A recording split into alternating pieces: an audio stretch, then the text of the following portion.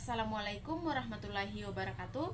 Perkenalkan, nama saya Dinda Ratu Semanga, NIM 1921017, Prodi PGIM IA semester 4. Baiklah, pada kesempatan ini saya akan mempresentasikan makalah saya dengan judul Cahaya dan Alat Optik untuk memenuhi tugas ujian tengah semester mata kuliah Konsep Dasar Sains. Adik-adik, langsung saja kita masuk pada pembahasan yang pertama, yaitu cahaya. Cahaya merupakan sejenis energi berbentuk gelombang elektromagnetik yang bisa dilihat dengan mata. Frekuensi gelombang cahaya ditentukan oleh periode osilasi yang merupakan panjang gelombang tersebut. Tidak berubah saat merambat melalui berbagai medium, hanya kecepatan gelombang yang bergantung pada jenis mediumnya. Persamaan yang digunakan di mana lambang V adalah kecepatan gelombang dan lambang lambda adalah panjang gelombang dan lambang F adalah frekuensi. Pada frekuensi yang konstan, perubahan kecepatan gelombang cahaya akan berpengaruh pada panjang gelombang. Nah, adik-adik, cahaya mempunyai 4 besaran dalam optika klasik, yaitu yang pertama, intensitas. Intensitas adalah suatu ukuran kuantitatif dari suatu penginderaan untuk mengikuti ukuran fisik dari energi atau data indera. Yang kedua, frekuensi dan panjang gelombang. Frekuensi dan panjang gelombang adalah banyaknya getaran gelombang yang terjadi dalam waktu, sedangkan panjang gelombang adalah jarak yang ditempuh gelombang yang terjadi dalam satu satuan waktu. Yang ketiga adalah polarisasi. Polarisasi adalah properti yang berlaku untuk gelombang transversal yang menentukan orientasi geometri dan osilasi. Dan yang keempat adalah fasa.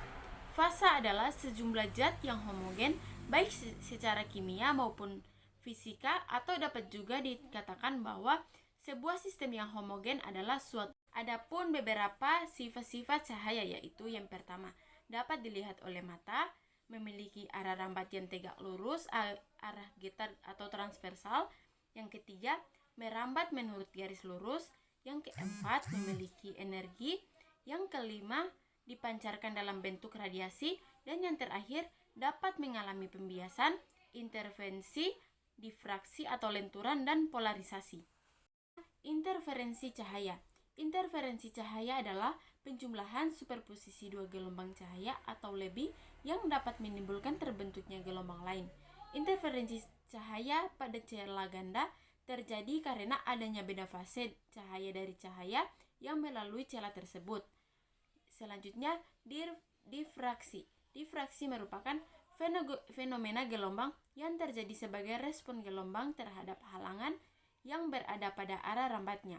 Pada gelombang cahaya, difraksi adalah istilah yang digunakan untuk menjelaskan respon cahaya dengan sinar yang melengkung mengitari halangan kecil pada arah rambatnya, dan radiasi gelombang yang menyebar keluar dari sebuah ranah atau celah kecil. Selanjutnya kita masuk pada pembahasan yang kedua, yaitu cermin. Cermin adalah sebuah benda yang senantiasa kita jumpai hampir setiap hari. Bentuk cermin yang kita jumpai sangatlah beragam. Secara garis besar, cermin terbagi dua kelompok, yaitu yang pertama, cermin datar dan cermin lengkung. Cermin datar biasanya terbuat dari kaca. Kaca yang bagiannya dari belangnya diberi lapisan logam mengkilat, terbuat dari kertas yang dilem ke kaca.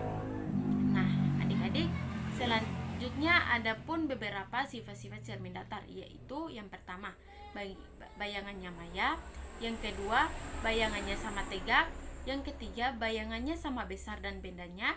Dan yang keempat, bayangannya sama tinggi dan bendanya. Dan yang terakhir yaitu pembentukan bayangan pada cermin datar. Cermin lengkung. Jenis selain cermin datar adalah cermin lengkung. Cermin tersebut adalah cermin cekung dan cermin cembung. Cermin cekung.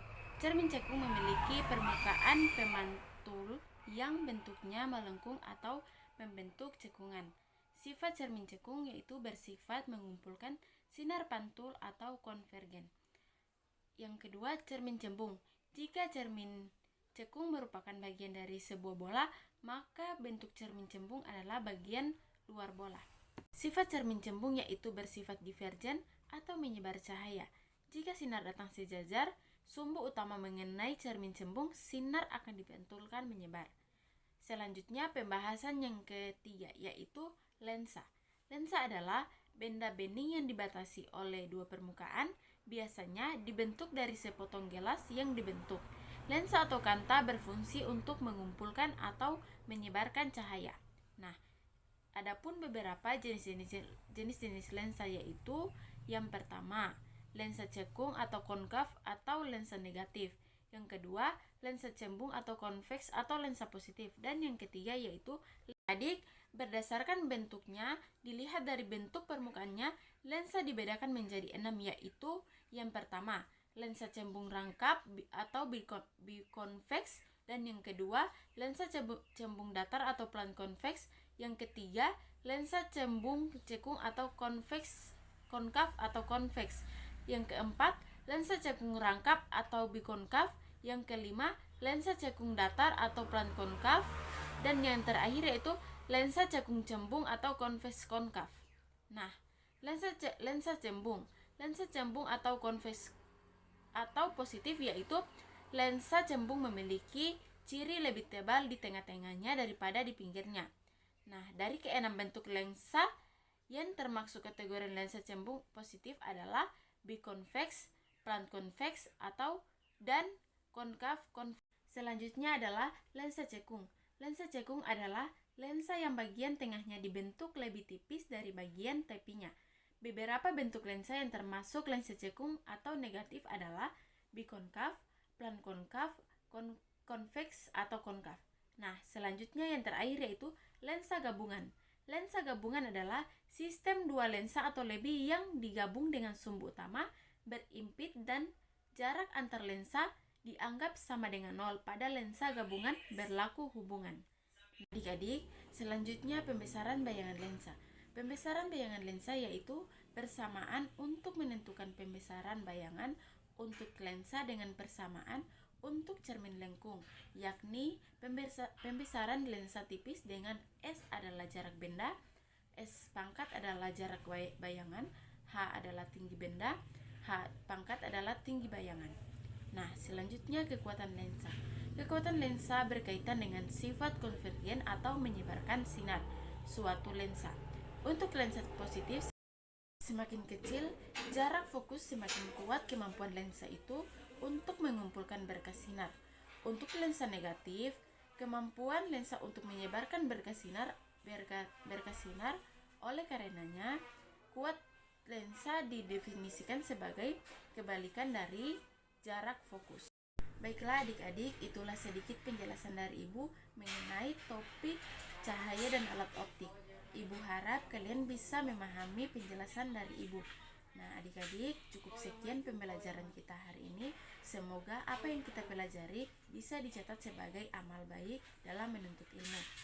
Nah adik-adik, sebelum pembelajaran hari ini kita tutup, marilah kita mengucapkan hamdalah. Alhamdulillahirabbil alamin.